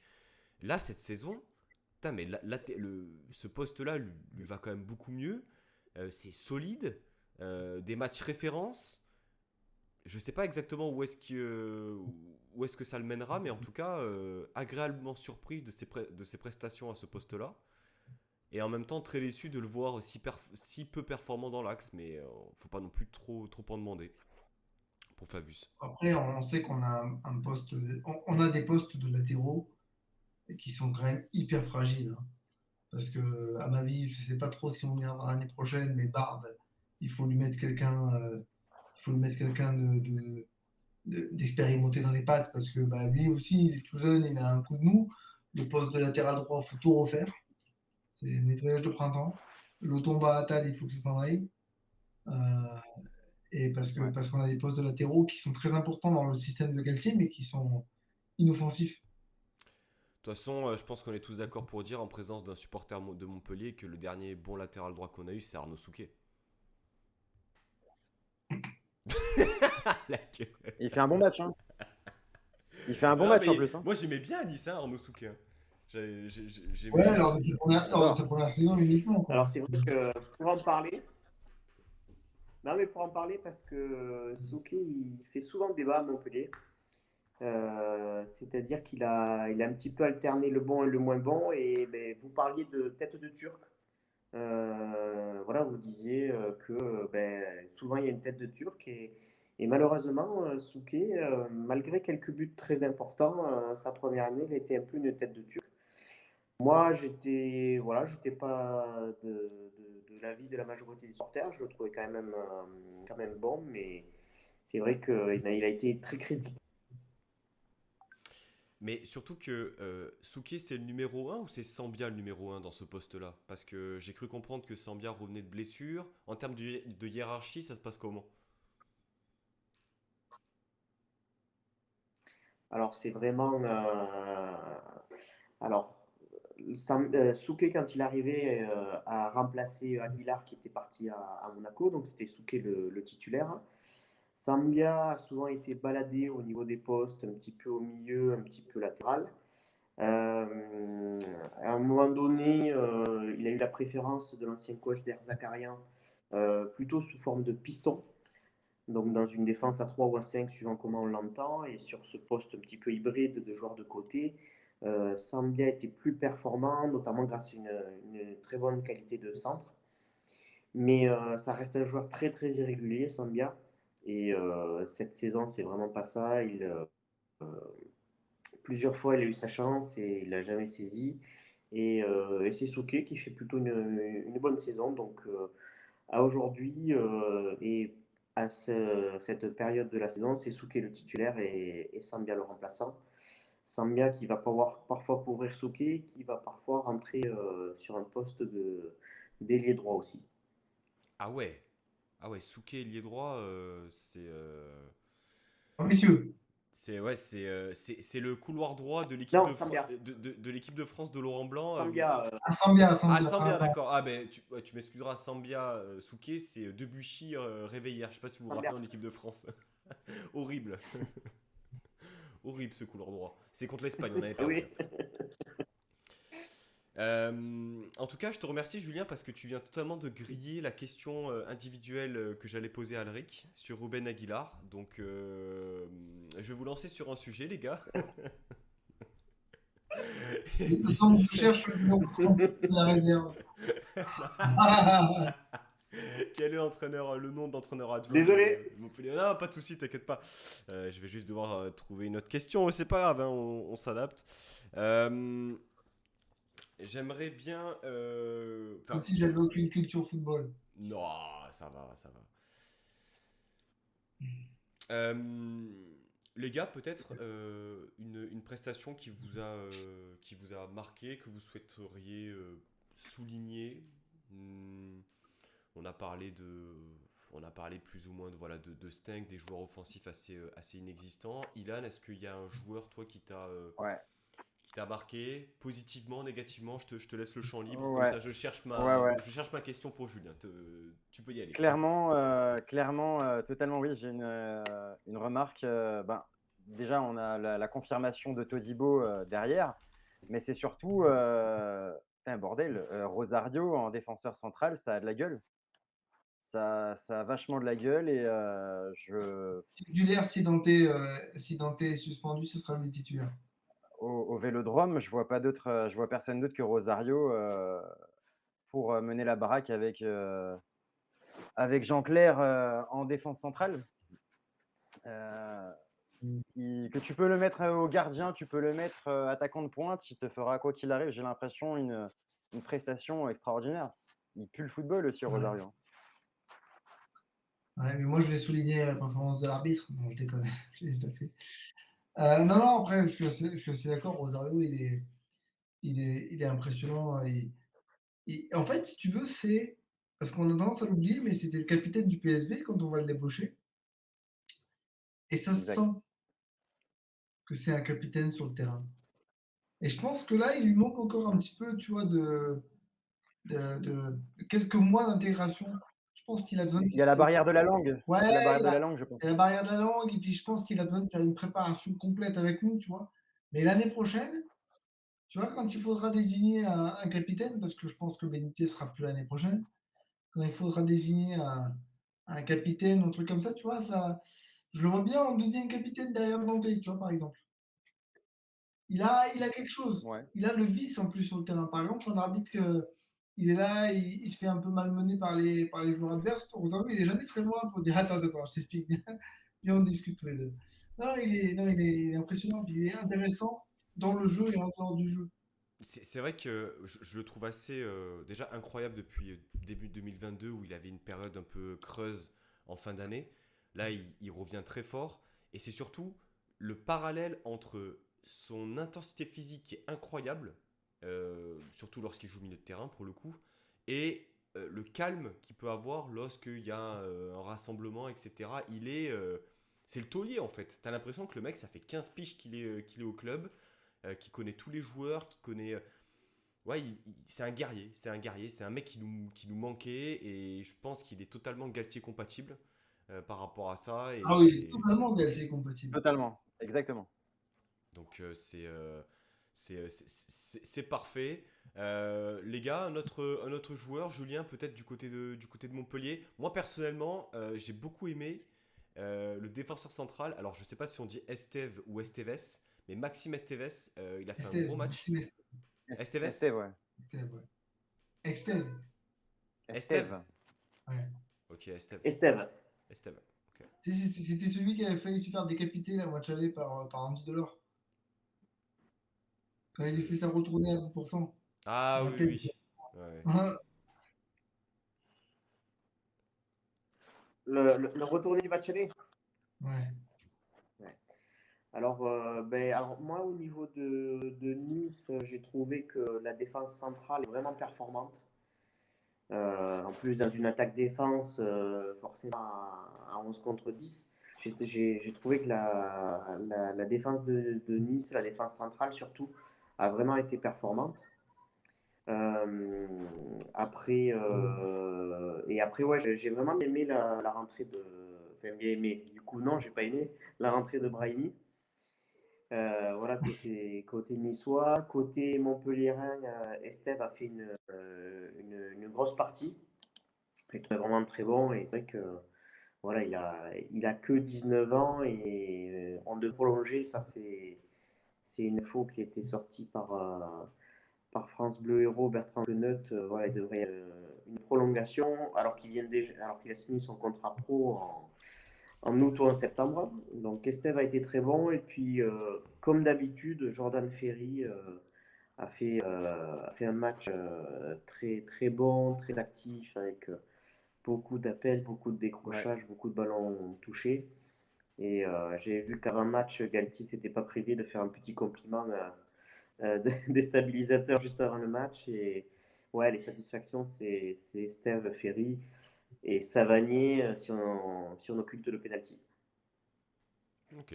Ok, ok.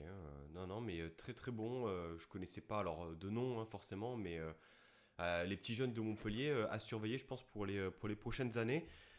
Messieurs, est-ce que vous souhaitiez rajouter quelque chose pour le match? Je pense qu'on a vu quand même euh, pas mal déjà, l'arbitrage surtout. On peut rajouter que c'est une très mauvaise opération, ce qu'on pris contre Montpellier. 4 joueurs formés au centre de formation à Montpellier.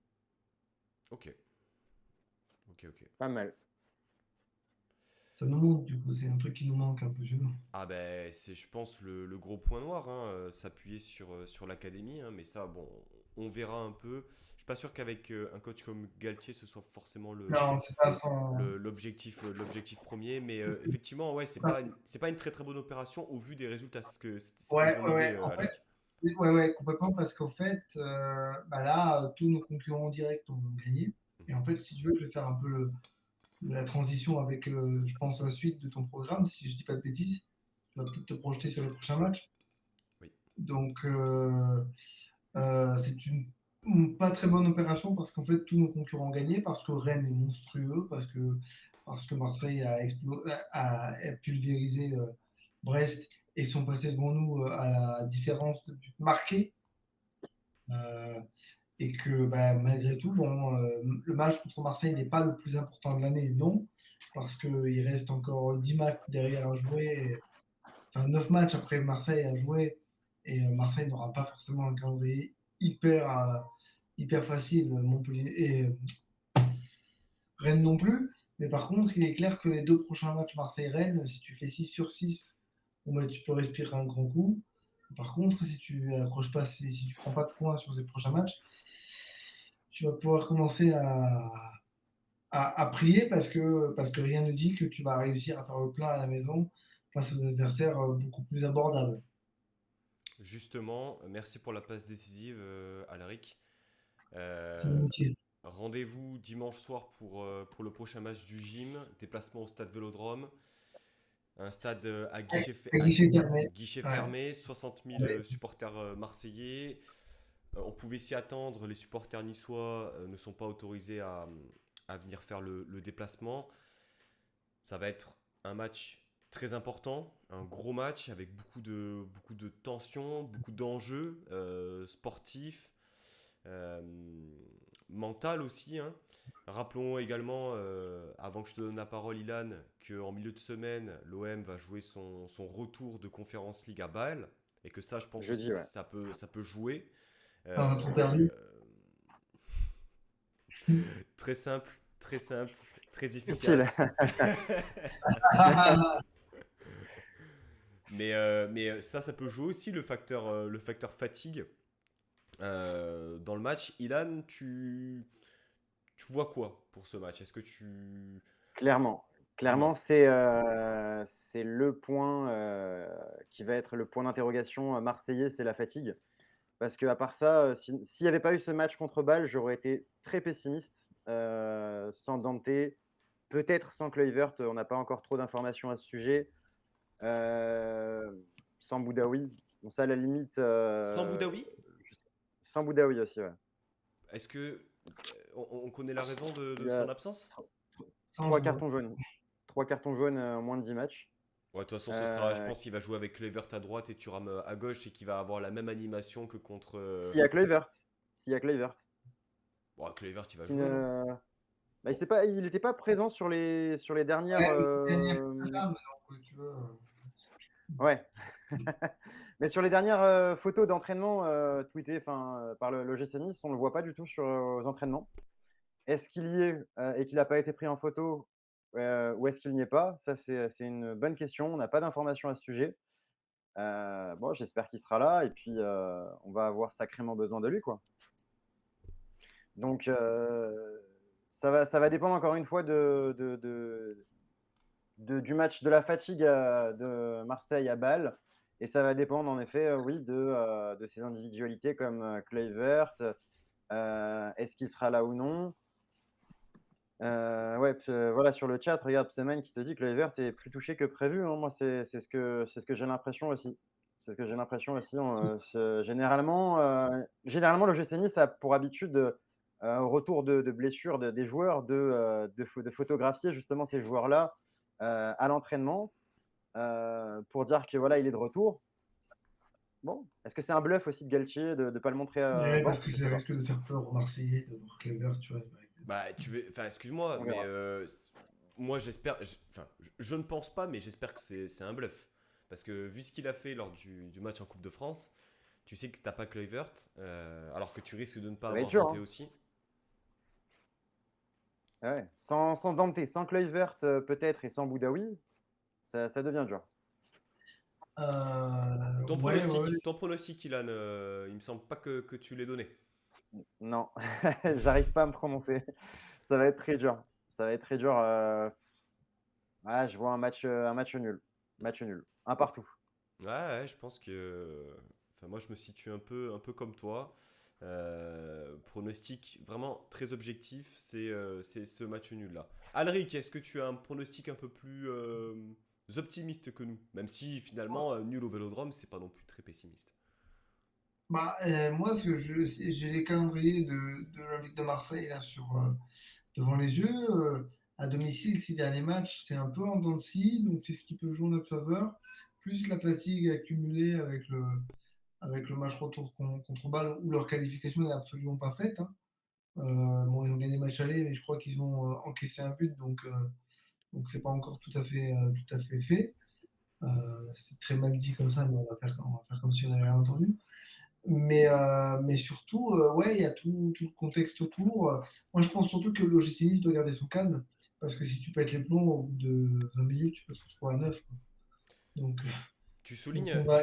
tu soulignes quelque chose de, je trouve, de très important qu'on n'a pas forcément mentionné dans l'émission et puis même sur Twitter, etc. C'est le calme. C'est-à-dire que à Montpellier, C'est à eux de péter les plombs. tu, C'est tu- à tu- Marseille de péter les plombs. ouais, ouais, mais à Montpellier, tu peux péter les plombs aussi. À Strasbourg, tu peux péter les plombs. À Brest, tu peux péter les plombs. C'est-à-dire Ah ouais, que complètement. il n'y a pas de.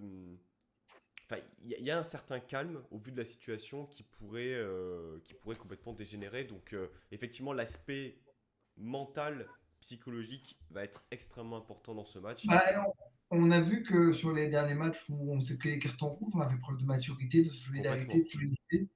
Donc il faut continuer dans cette veine. Alors pas dire forcément qu'on va aborder comme ça a été en actualité numérique, mais vu que bon, il y aura 60 000 Marseillais, on peut dire qu'on va jouer à 12 contre 11, 13 si l'arbitre est pourri.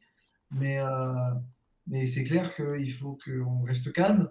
Il faut que ce soit Marseille qui perde les pédales. Il faut que ce soit Marseille qui se casse les dents. Et il faut qu'on arrive à les prendre à revers. L'aspect mental va être très important. Le passif du match aller va être très important aussi par rapport au contexte avec les supporters. Ça va être explosif, ça va être le feu. On sait que c'est un stade qui fait énormément de bruit et on va pas me faire croire que les joueurs ils sont pas insensibles. En ce qui concerne le pronostic, de toute façon, je vais pronostiquer une victoire étriquée, mais une victoire, il en faut une. Donc, tu vois une petite victoire 1-0 par exemple du gym. Ouais, un but de. C'est quoi un but de Dolberg? Parce qu'on lui a volé un but le 22 août, donc il le mérite.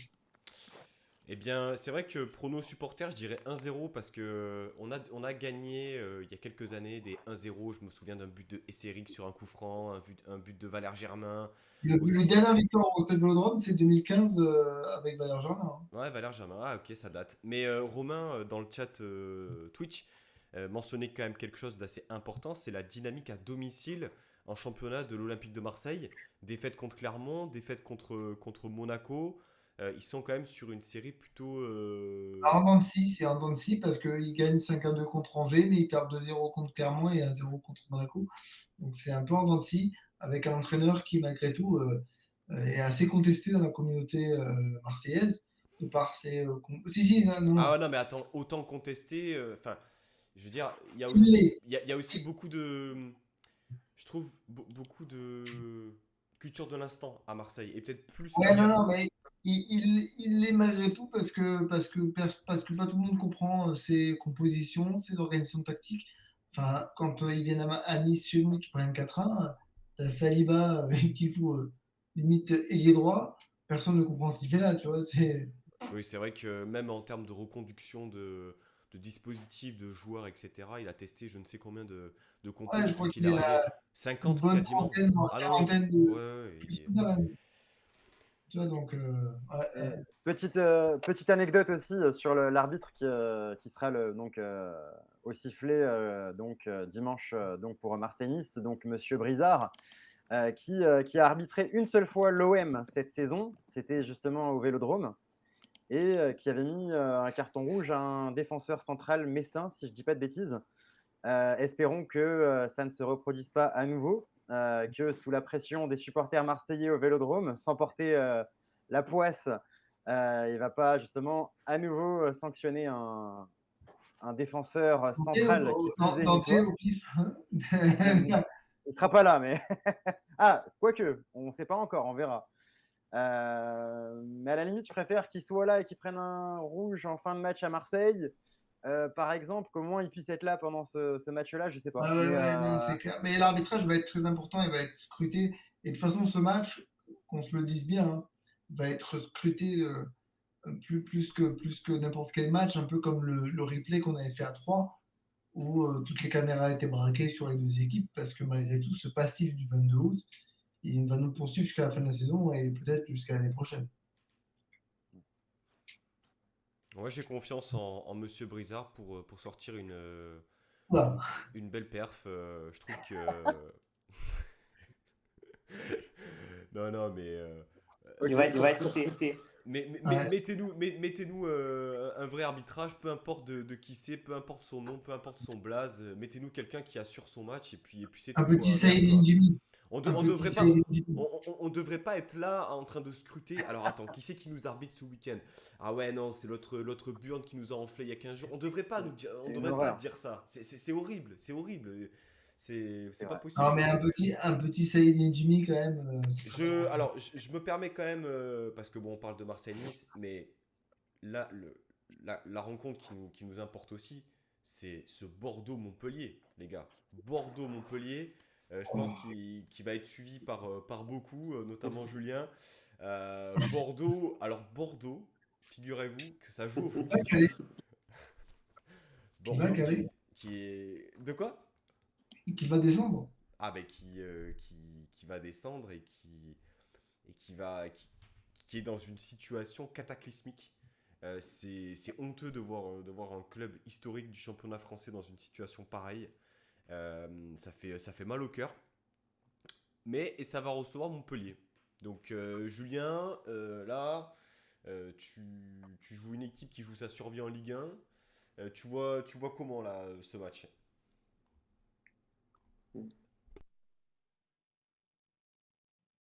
Ben, c'est sûr que bon, Bordeaux, la situation est compliquée. Après, des fois, on est une équipe atypique, nous, à Montpellier, c'est-à-dire qu'on est capable de battre Monaco quand ils sont dans leur meilleure dynamique et on est capable Ça me de rappelle lancer quelqu'un, les ça. clubs en T'inquiète, difficulté. Donc, il n'y a rien d'atypique, c'est normal. Bordeaux, la situation est plus que préoccupante, donc ils vont avoir, T'es au bon Il n'y a rien endroit. T'es au besoin. bon endroit, Julien. T'es y a vraiment. rien d'atypique, c'est normal. T'es au très très bon endroit ici. Et après,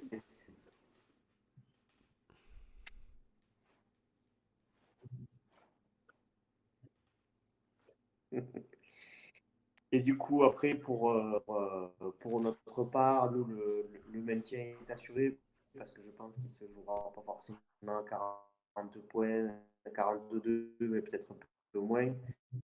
Donc voilà, on va y aller surtout pour essayer de se rassurer, de se remettre la tête à l'endroit et de continuer un petit peu à engranger La fameuse. des points. Et de toute façon, voilà, pour nous, c'est une saison de transition. On a perdu Delors, on a perdu Laborde, c'était quand même 30 buts par saison. On a perdu Hilton, on a perdu Congrès derrière, donc il faut se réorganiser. Ça reste une saison de transition, même si à un moment donné, on a vu une Eh ben, on vous dynamique, on souhaite de s'est ne pas dit avoir est-ce 25 qu'on peut saisons de accrocher transition, la sixième place? comme Bon, ce ne sera pas le l'OGC Nice. cas, mais au moins finissons bien. Voilà, faisons une bonne saison de finir le plus haut Ça ne possible ferait pas et nos surtout de affaires. préparer l'année prochaine. On verra bien. Hein.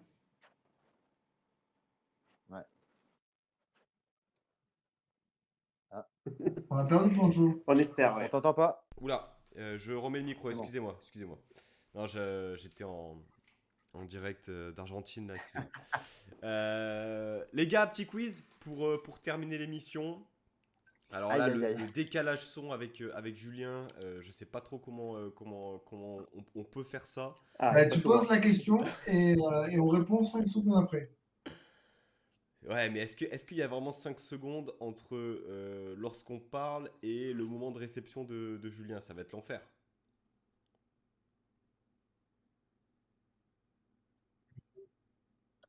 Voilà, lève la main. Franchement, lève la main.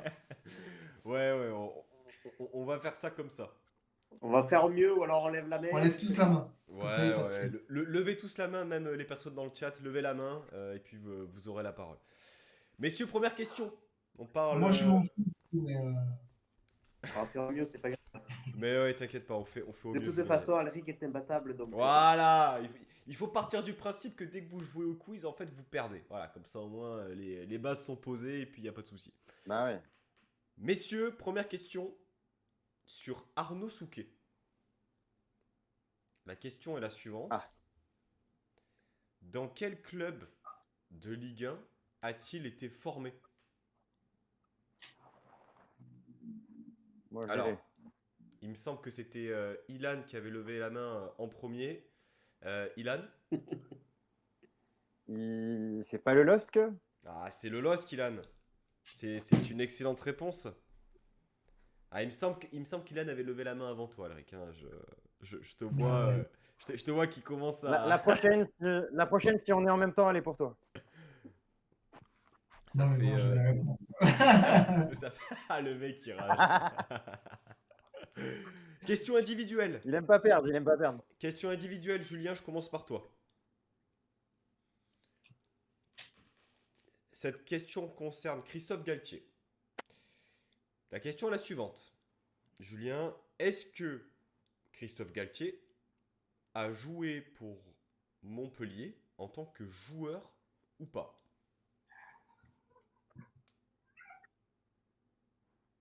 Oui ou non? Question ouverte, ça aurait pu être pire. N'est-ce pas, Alric? il me semble pas. Il ne te semble pas. Donc du coup, c'est un non.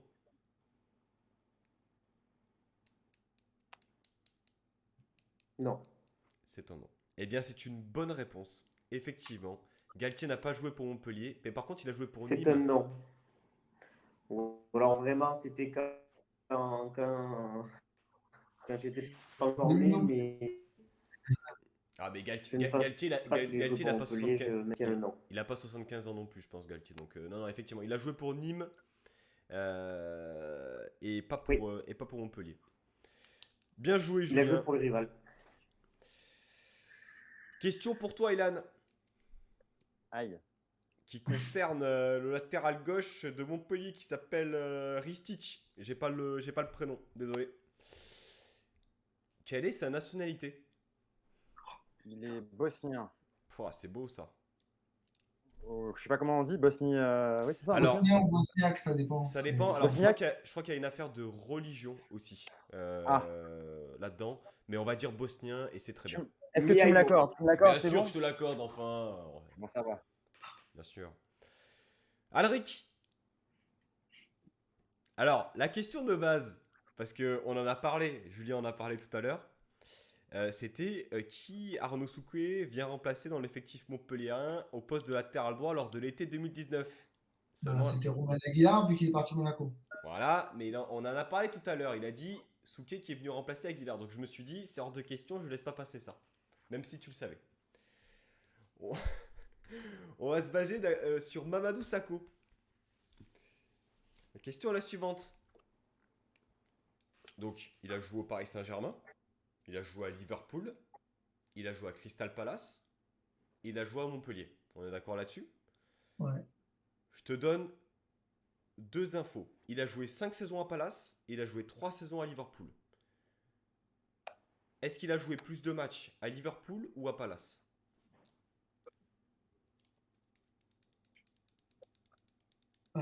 J'aurais tendance à dire à Liverpool. Je crois qu'il a beaucoup été blessé à Palace. Il a joué 80 matchs à Liverpool en 3 saisons et il a joué 75 matchs à Palace en 5 saisons. Bien joué, Alric. Bravo. Mais je croyais que j'étais pas certain qu'il avait. J'étais surpris qu'il fasse plus de saisons à Palace. J'aurais dit le contraire. Pour le coup. Tu noteras quand même que je t'ai donné le nombre de saisons. Ouais. Ce qui est quand même un indice. Troisième question, les gars. Ça va être rapide. Qui a fait le plus de matchs nuls entre Nice et Montpellier depuis le début de saison?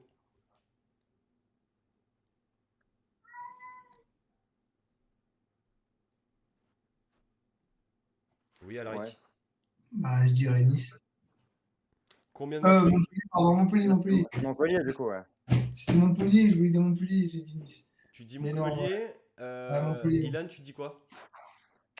Ouais, Montpellier, ouais. Julien, tu dis quoi? Montpellier parce qu'ils sont derrière, mais aucune idée.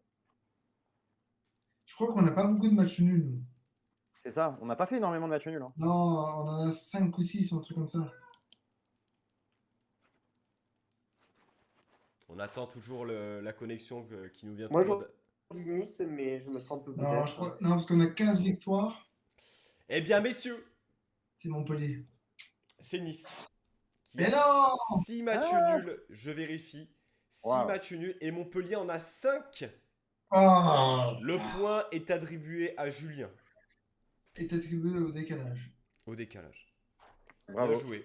Bien joué en tout cas, les Niçois, vous assurez grave. 4e question. C'est quoi déjà? Ah, j'aime bien celle-ci.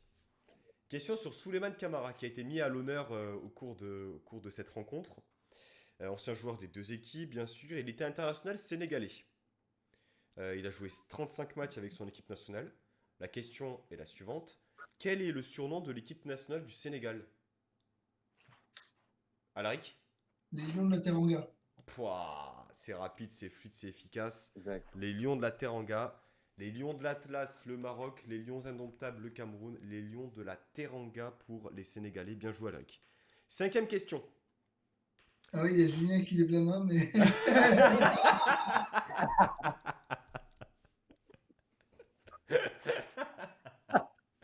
Ah non, là, c'est pas possible. C'est pas possible, non. Ah, la question, le décalage est monumental. On est même plus en Afrique du Sud, on est. Non, là, là, on cherche un joueur. On cherche un joueur. Donc j'espère que Julien, tu vas pouvoir l'avoir en temps et en heure. De toute façon, il y aura la réflexion, je pense. Parcours suivant. Nice. Donc je donne le parcours du joueur, vous allez devoir deviner qui c'est. On connaît les bails. Nice, Montpellier, Le Mans, Troyes, Maccabi Netanya, Gillingham, donc c'est en Angleterre, Maccabi Netanya, Ajaccio, Le Poiré-sur-Vie et fin de carrière 2011-2012. Ilan, il a l'air chaud. Alors, pour l'anecdote, tu parlais du Maccabi Netanya. J'habite à Netanya, donc c'est facile pour moi. J'habite à l'étranger. C'est Georges Bas. Tu es un tricheur. Beaucoup de chance. En fait. Sur Beaucoup le de seul chance. joueur que je sélectionne. J'y crois pas. Est-ce que Julien, tu l'avais ou pas? J'habite à 4000 km de France, mais Incroyable. Ok, bah écoute, non, ce n'est pas Alexis Bosetti, non, Alex, ce n'est pas Alexis Bosetti. Julien, est-ce que tu l'avais? Alors, j'ai pas entendu Non. parce que j'ai des problèmes de son aussi pour. Alors, Julien, il s'agissait de Georges Bas qui a joué à Nice, Montpellier, Le Mans, Troyes, au Maccabi Netanya, Gillingham, Maccabi Netanya, Ajaccio et le Poiré-sur-Vie. Voilà. Il a joué. J'ai pas entendu le nom.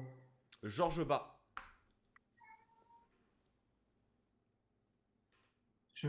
J'avais aucun souvenir qu'il avait joué à Montpellier. Georges Bas qui, si ça vous intéresse, a quand même marqué Je l'avais pas. 3 buts.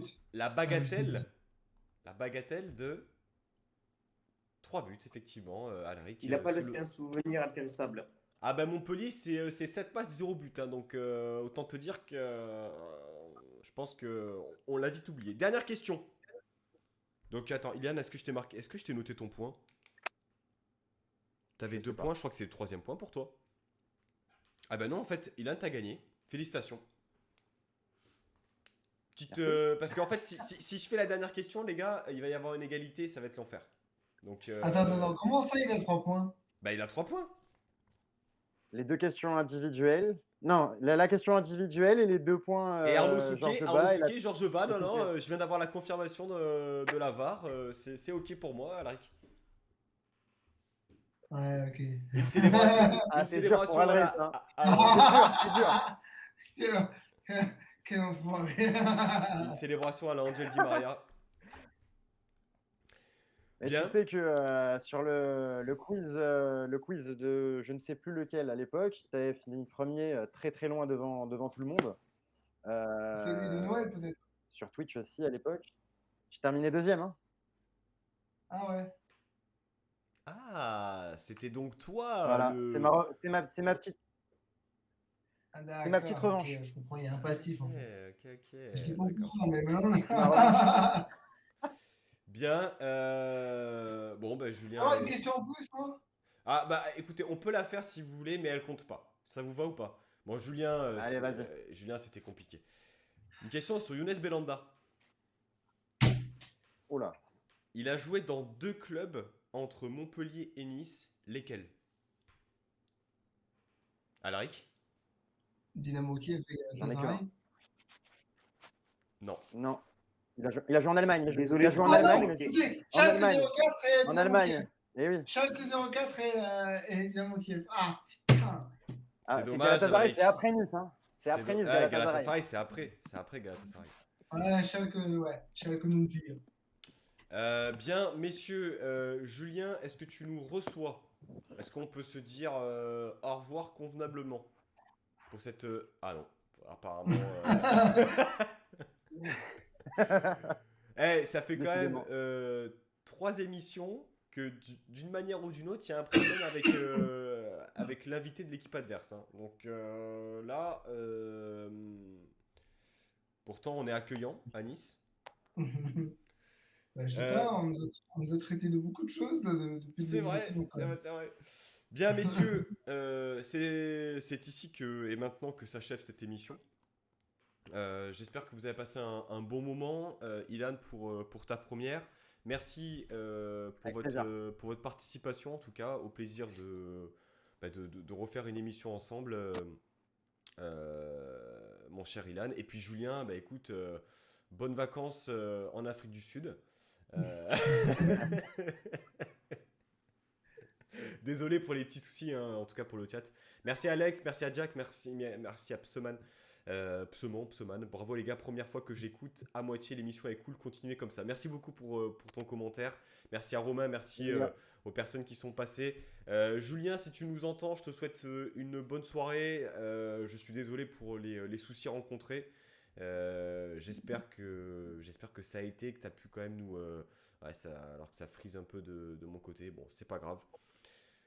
Très bonne soirée, on se retrouve mercredi prochain pour débriefer du Marseille-Nice. D'ici là, prenez soin de vous. Très bonne soirée. Si on y survit. Si on y survit. Et surtout ce soir, c'est aller le LOSC. Voilà, moi je le dis. Merci à tous, à bientôt. À bientôt, salut les gars, bonne soirée à vous. Bye.